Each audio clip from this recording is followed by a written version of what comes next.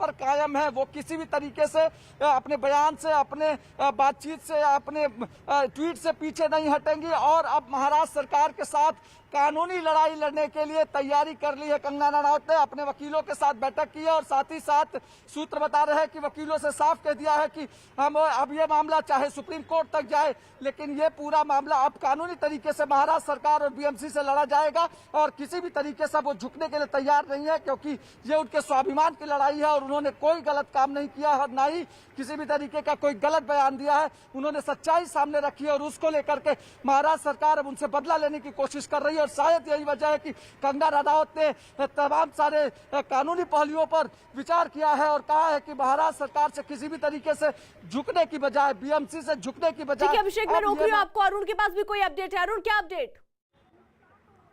हमारे साथ रिजवान सिद्दीकी हैं, कंगना रनौत के वकील हैं। वो यहाँ पर आए थे, उन्होंने वीडियो बनाया है, घर की हालत देखिए। सबसे पहले उन्हीं से जानते हैं कंगना रनौत का ये जो प्रोडक्शन हाउस है जहाँ वो आती भी हैं, रहती भी हैं, उसकी हालत क्या है अंदर से? देखिए, ये प्रोडक्शन हाउस नहीं है, ये उनका पर्सनल घर है जो उन्होंने बहुत प्यार से बनाया है, अपने सेविंग्स को यूज़ करते हुए बनाया है, जिसमें लाखों करोड़ों खर्चे हो गए हैं।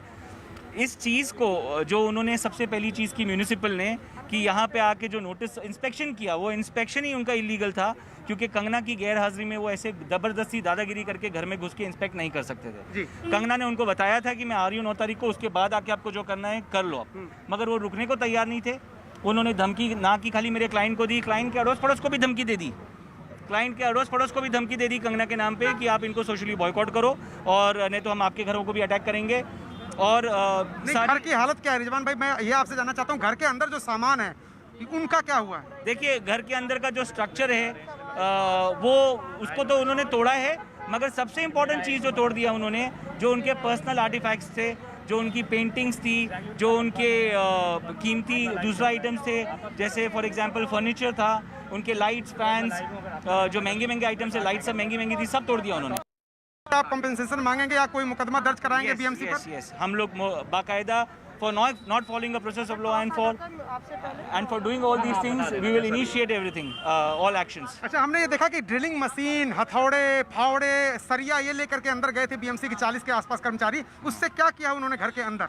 देखिए, 40 आदमी और 50 पुलिस फोर्स, ये जैसे पता नहीं क्या वॉर पे निकले थे। इससे तो मुझे समझ ही नहीं आ रहा है कि कोर्ट में मैटर है, उनको पता है, फिर भी इतने लोग, करीब ऑलमोस्ट 100 आदमी, पुलिस ऑफिसर्स और बीएमसी के कर्मचारी मिलकर अंदर तोड़मताड़ी कर रहे हैं पर्सनल आइटम का।